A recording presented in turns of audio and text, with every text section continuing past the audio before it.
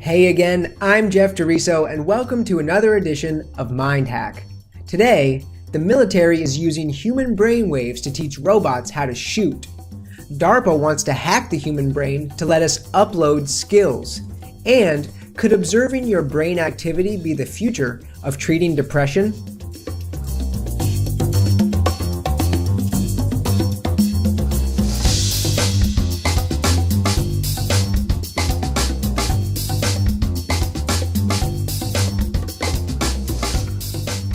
We need your help to continue creating independent, people-funded media, so please support us on Kickstarter and become a member of the Newsbud community. The first article I want to look at today was published in Defense One on May 5th, 2017 by Patrick Tucker. The title says, "The military is using human brainwaves to teach robots how to shoot." The article begins by stating that while modern sensors can see further and react faster than humans can, humans still outperform robots in knowing what to shoot at. But, the author says, that gap may soon be closing. The author explains that because machine learning systems rely on structured data, this makes it difficult for them to accurately assess targets in chaotic environments the way humans can, because our brains categorize information in the form of experiential memories. This past March, at the Intelligent User Interface Conference in Cyprus, researchers from DCS Corporation and the Army Research Lab presented their findings from a study that fed datasets of human brainwaves into a neural network, which then learned to recognize when a human is making a targeting decision. This research is one branch in a long-term, multifaceted program called the Cognition and Neuroergonomics Collaborative Technology Alliance, or CAN-CTA.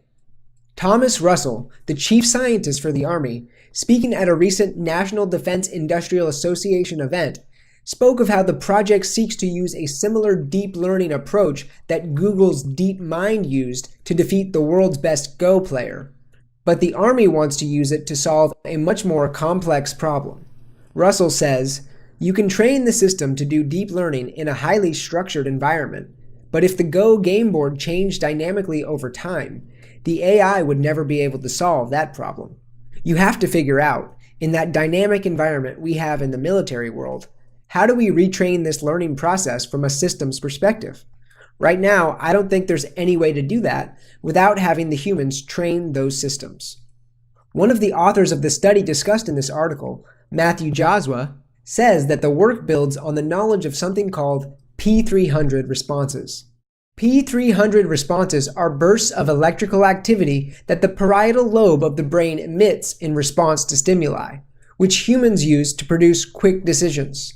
The eventual goal of the technology, according to Josua, is to create a neural network that can learn to shoot more accurately by observing highly trained human soldiers doing their jobs. Here's a great example of how American tax dollars are being spent.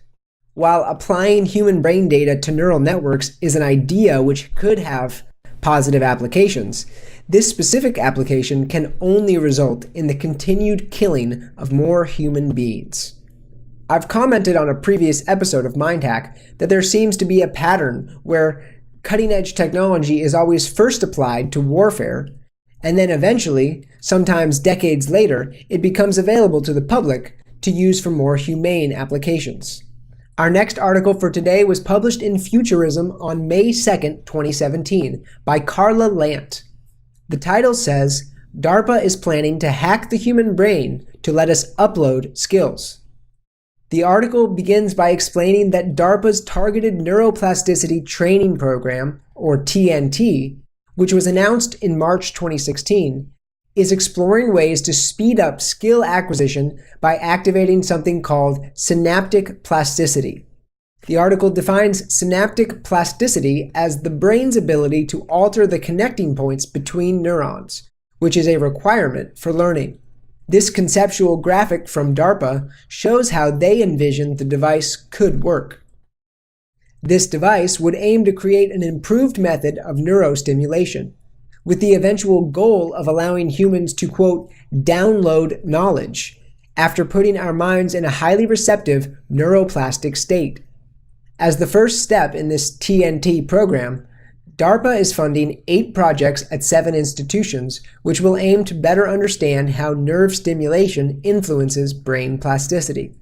Then, they'll adapt what they've learned by implementing different methods of neurostimulation into the training process, and then compare and contrast the efficacies of the different methods. This reminded me of something that we discussed on a previous episode of MindHack, a transcranial direct current stimulation headset produced by a company called Halo Neuroscience, used to train Navy SEALs. This was part of an effort by the Defense Innovation Unit Experimental, or DIUX. The DIUX is not officially related to DARPA, though the two seem to share a very similar purpose, especially when considering the similarities between this story and the previous one about Navy SEAL training. So one of the areas I want to research more into is what are the differences and similarities between DIUX and DARPA, and how do they interact? Also, unlike the previous story we covered today, this technology is not focused on techniques of killing, but instead on improving the efficiency of the human brain. This technology could have many positive applications.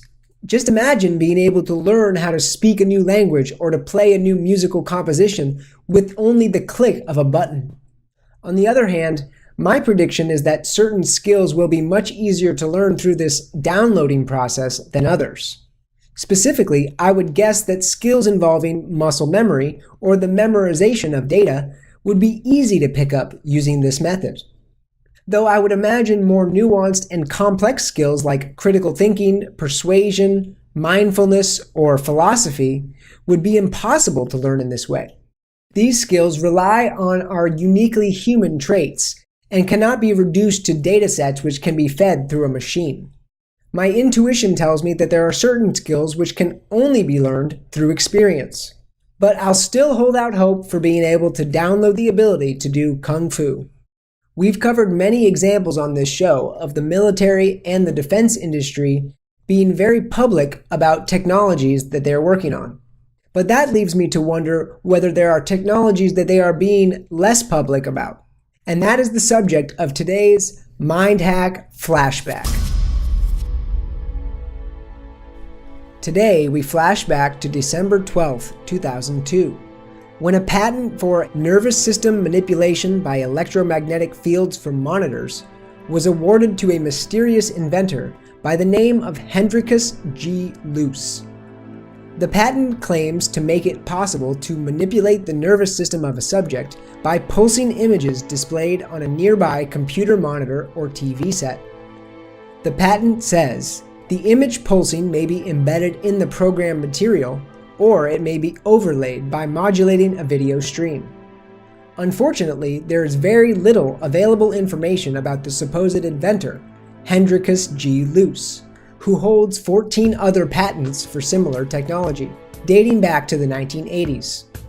My research uncovered documents that indicate that Mr. Luce, who is currently 91 years old, started a company called Laguna Research Lab in his home in Fallbrook, California in the 1980s.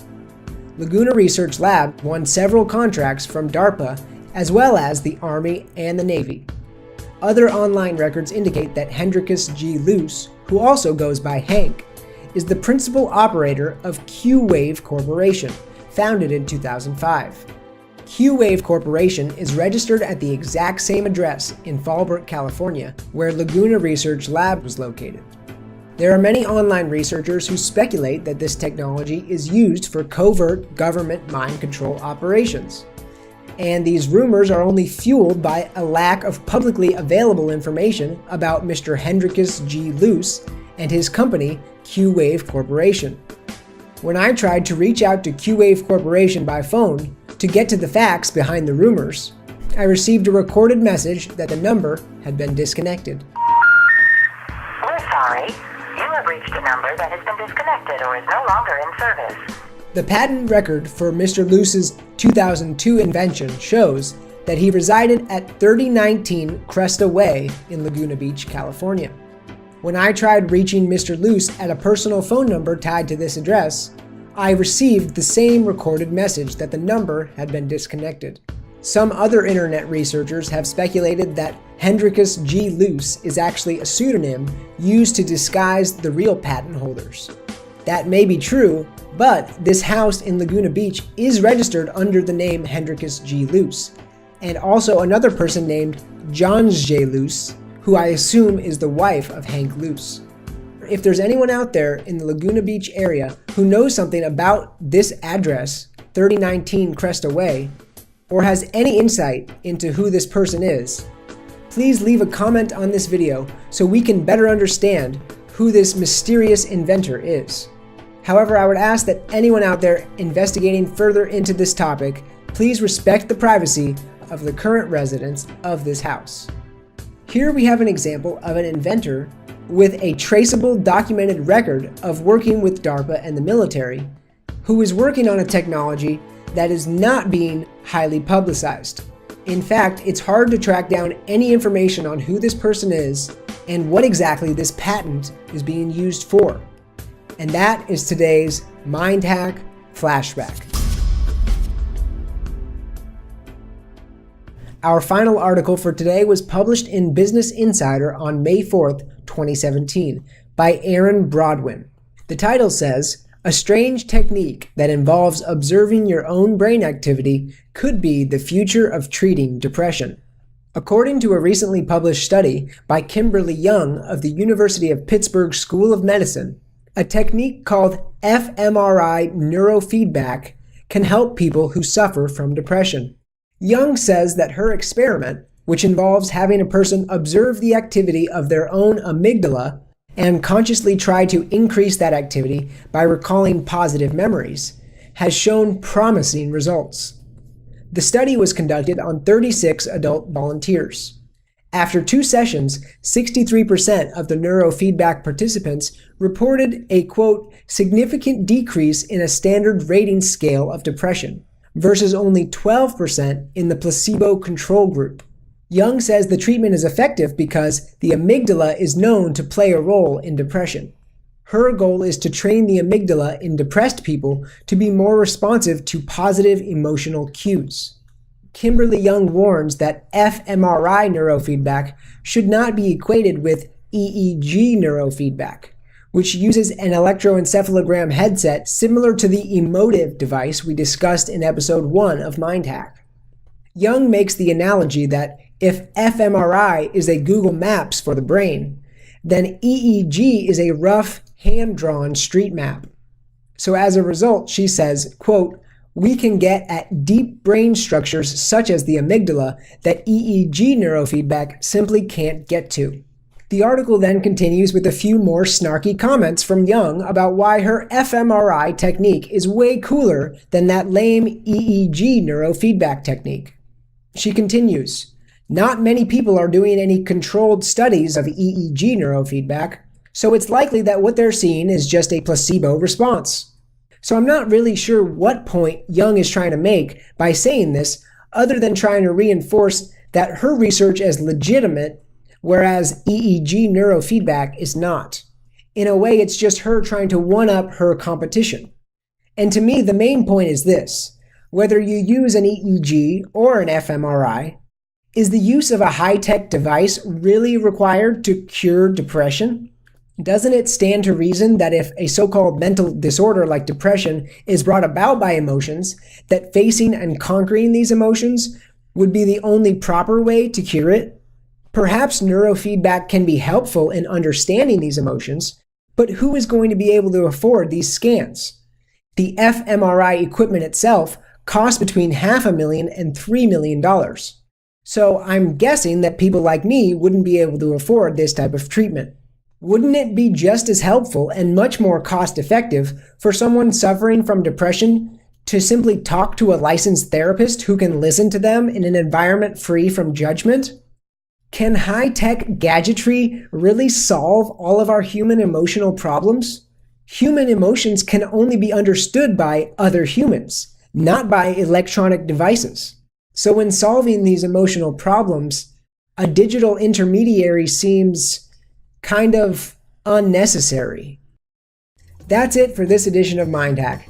Thanks for watching, and please continue supporting independent media by contributing to our Kickstarter campaign and becoming a member of the Newsbud community. A factually based, people-driven media can only succeed with your help. So join us. I'm Jeff DeRiso, and I'll see you next time.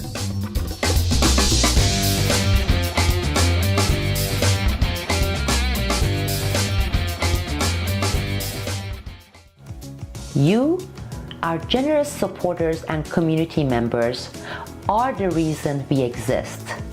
You are the power that has kept us operating and expanding towards this amazing success.